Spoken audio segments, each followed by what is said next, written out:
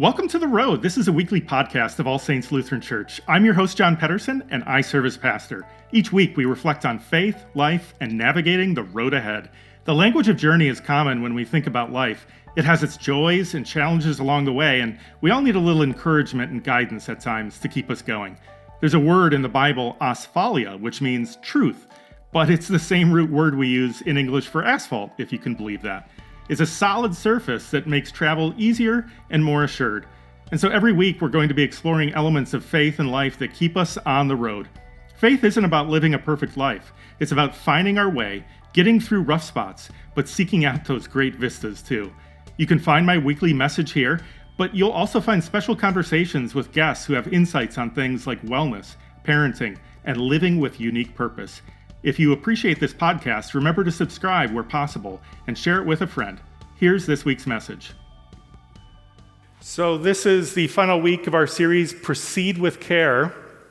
Jesus' teachings point us to a different way of living that is characterized by care and compassion for all.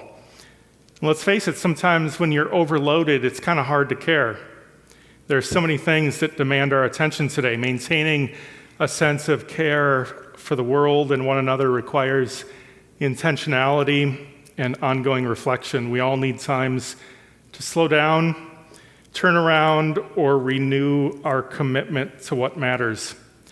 We've talked about proceeding with care in terms of our neighbors and our chosen priorities, and proceeding with a spirit of hope. Today we're asking the question, how do you invest with care? And maybe investments have been on your mind recently. I mean, with inflation, money in a checking account isn't real great these days. And stocks have been down, though things have been looking a little better as of late. And where you invest your money is something we can talk about and how we do that with care. I'll say some things about that today. There is also a bigger question about how you're investing your time and energy and spirit, and we'll get to that. But maybe the answer is related to your money and income. The truth is you can focus your whole life on that, no matter how much of it you have. If you're barely getting by, you might be thinking a lot about money and where it's going to come from. If you're doing reasonably well, but you're trying to save for a big purchase or for retirement, you might be spending a lot of time thinking about that. But if you're a billionaire and have money everywhere, you probably have to spend a ton of time thinking about money and what to do with it. Money can occupy our time and energy and imagination every waking hour as much as we allow it to. If you've listened to my messages before, you've probably heard me reference one of my favorite books by Michael Lewis, who's an amazing storyteller and writes a lot about business. The book is The New Thing, about the early days of Silicon Valley. And it's a great look at the life of one of the early titans of the tech boom, Jim Clark. He never became a household name like Mark Zuckerberg or Elon Musk, but it traces his rise and his ever-evolving desire for more and more. And of course, the moral of the story is it's never enough. And in the case of money, money itself can be used for good or not, but the question is, how do we use it with care? How do we maintain a relationship with money and possessions or anything else in life, for that matter, in which the thing we're investing in brings benefit to others? John Ortberg is an author and pastor who tells the story of how his grandmother taught him how to play Monopoly growing up. She beat him all the time, and when the game was over, she would say, "One day, you'll learn to play the game." And he was competitive, and he didn't like losing, and one summer he played with friends all the time, and he finally learned how to play. He says, "I came to understand that the only way to win is to make a total commitment to acquisition. I came to understand that money and possessions, that's how you keep score." And so by the end of that summer, I was more ruthless, he said, than my grandmother. I was ready to bend the rules if I had to win that game. And I sat down to play with her that fall, and I took everything she had. I destroyed her financially and psychologically. I watched her give her last dollar and quit in utter defeat. And then she had one more thing to teach me. Then she said, now it all goes back in the box. All those houses and hotels, all the properties, and all that wonderful money, it all goes back in the box. None of it was really yours. You got all heated up about it for a while, but it was a long time before you sat down at the board, and it will be here after you're gone. Players come, players go. That was the little speech his grandmother gave. Sounds to me like she was a bit of a sore loser. I don't know. But she was right. It's good to invest ourselves in things that matter. But when we do, even then, it's good to remember that life goes on. Even if we amass wealth or power or accomplishments or advancements, even for others, or we make the world a better place, even when the things we're investing in are based on the very best, rock-solid purpose, life still goes on in the end. If money is a central priority in our life, it will impact other things. If you place money over relationships, you can see where that might lead. And in fact, we hear that in the story from Luke earlier. Someone in the crowd said to him, "Teacher, tell my brother to divide the family inheritance with me." Sounds like a family dispute. You can imagine the words exchanged and the feelings and the breaking relationship. But Jesus says, "Friend, who set me to be a judge or arbitrator over you? I'm not getting in the middle of this. This is your dispute. Care for one another, and their relationship is not at the heart of the dispute right now.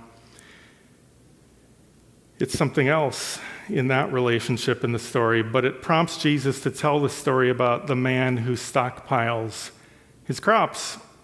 He builds larger barns and he rests easy. He's arrived. He has no worries. He says to himself, "Soul, you have ample goods laid up for many years. Relax, eat, drink, and be merry." So what might be happening here beyond just hoarding crops? He's withholding his crop, even in that ancient culture, from the local market, which will undoubtedly affect the food supply. The shortage will probably drive the price up. He's not only amassing more grain for himself, but he's leveraging his power and position to make more. It's a strategy to control the market, which will negatively impact his neighbors. He's got the world on a string, but he doesn't. And that's the whole outcome of the parable. In the end, it all goes back in the box. So when it comes to money, there are better, more caring ways to manage it and use it. Some people invest in social purpose stock funds. And to be fair, not all those are perfect either, or some perfect solution, but it's an attempt to invest in a better way. Giving is an important way to invest, not just in ourselves, but to invest in others.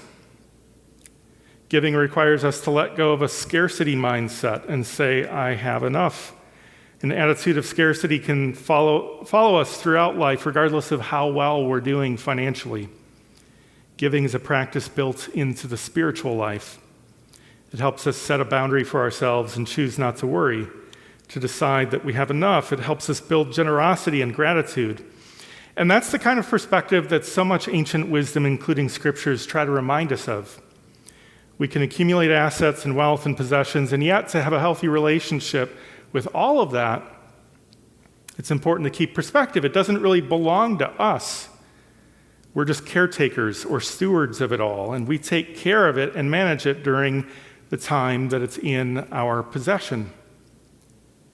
To begin with that perspective frees us to have a healthier relationship with our finances or anything that we make a central aspect of our lives. We don't cling to it and grasp it as a primary source of happiness and fulfillment. We loosen our grip a bit, and as we do that, it also loosens its grip on our hearts. But again, beyond money, the bigger question over all of this is simply how you're investing your time and your energy and your spirit. What really matters in the end? It's about integrity and doing the right thing. It's about loving our neighbors and investing in a better world for our kids and grandkids, leaving things in such a way that they will be able to thrive, that the earth will be cared for, our society will be healthy, some semblance of justice and equity will endure. If our natural instinct is to simply do what's good for us, maybe we need to pause and reflect. Maybe we need to give up some things in order to embrace a greater ideal and purpose, something that transcends us and this time and place. Proceeding with care takes a longer view, a view that even looks beyond our own ears and sees things through the eyes of God. And what does God see? God sees each of you as a child of God, beloved, worthy of grace, worthy of God's love. And God invites us to take up that perspective as well, to receive that love and to extend that love to others in all that we do. Amen.